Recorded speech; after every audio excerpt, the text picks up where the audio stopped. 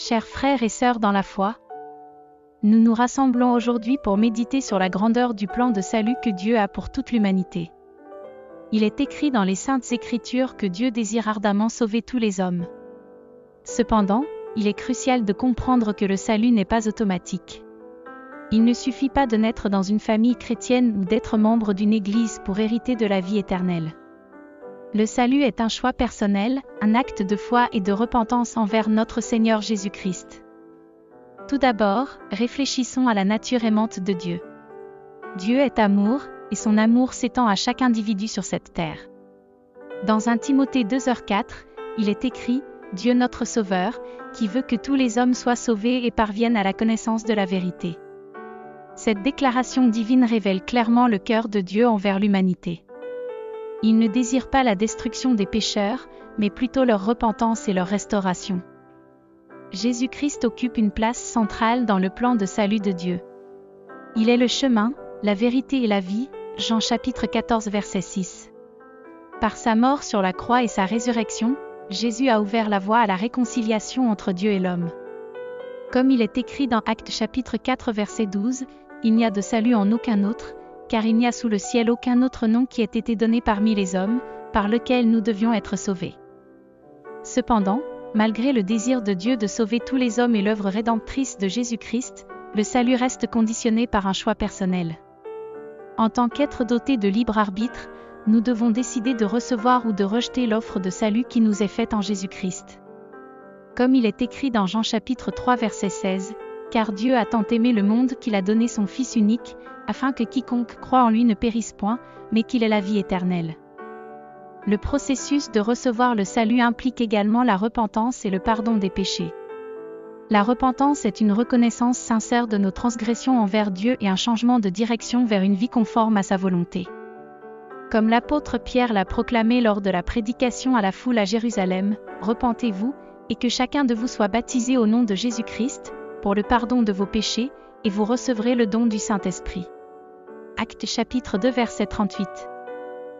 En acceptant Jésus-Christ comme notre Seigneur et Sauveur, en croyant en lui de tout notre cœur et en nous repentant de nos péchés, nous recevons le pardon de Dieu et la promesse de la vie éternelle. Comme Jésus l'a enseigné dans Jean chapitre 5 verset 24, en vérité, je vous le dis, celui qui écoute ma parole, et qui croit à celui qui m'a envoyé, a la vie éternelle et ne vient point en jugement, mais il est passé de la mort à la vie. Mes chers frères et sœurs, comprenons que le désir de Dieu est de sauver tous les hommes, mais le salut n'est pas imposé de manière automatique. C'est un choix personnel qui nécessite la foi en Jésus-Christ et la repentance de nos péchés. Puissions-nous prendre conscience de notre responsabilité dans ce choix et répondre à l'appel de Dieu avec un cœur contrit et une foi sincère. Amen. Ô Dieu miséricordieux et aimant, en ce moment sacré de prière et de communion avec toi, nous venons humblement devant ta présence pour reconnaître la profondeur de ton amour pour toute l'humanité. Tu es le Dieu qui veut sauver tous les hommes, désirant ardemment que chacun parvienne à la connaissance de la vérité et à la vie éternelle en Jésus-Christ. Nous te rendons grâce, ô Seigneur, pour ta grâce salvatrice qui s'étend à tous ceux qui croient en ton Fils bien-aimé. Seigneur Jésus, nous reconnaissons que tu es le chemin, la vérité et la vie. Tu es notre seul espoir de salut et de réconciliation avec Dieu le Père. Nous confessons que nous avons péché contre toi et que nous avons besoin de ton pardon.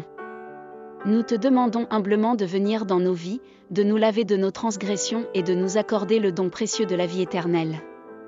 Aide-nous à faire le choix personnel de t'accepter comme notre Seigneur et Sauveur, à croire en toi de tout notre cœur et à nous repentir sincèrement de nos péchés. Esprit Saint, nous t'invitons à œuvrer dans nos cœurs, à nous convaincre de péché, de justice et de jugement. Éclaire nos esprits pour comprendre la vérité de l'Évangile et donne-nous la force de vivre selon ta volonté. Aide-nous à persévérer dans la foi, à marcher dans les voies de Dieu et à témoigner de ta grâce transformative aux autres. Remplis-nous de ton amour, de ta paix et de ta joie, afin que nous puissions être des instruments de lumière dans un monde rempli de ténèbres. Père Céleste, nous te remercions pour ton incommensurable amour pour nous, tes enfants. Nous te remercions pour le don précieux de ton Fils Jésus-Christ, qui a donné sa vie pour nous sauver. Accorde-nous la grâce de vivre chaque jour dans la pleine assurance de notre salut en lui. Aide-nous à grandir dans la foi, à rechercher ta volonté et à honorer ton nom en tout temps et en toutes circonstances. Que notre vie soit un témoignage vivant de ta grâce et de ton amour infini pour toute l'humanité. Seigneur Dieu, dans ta grande compassion, entends nos prières et réponds selon ta volonté parfaite. Que ta lumière brille dans nos vies et à travers nous, afin que tous ceux qui nous entourent puissent voir ta gloire et venir à la connaissance de la vérité en Jésus-Christ. Que ton règne vienne et que ta volonté soit faite sur la terre comme au ciel.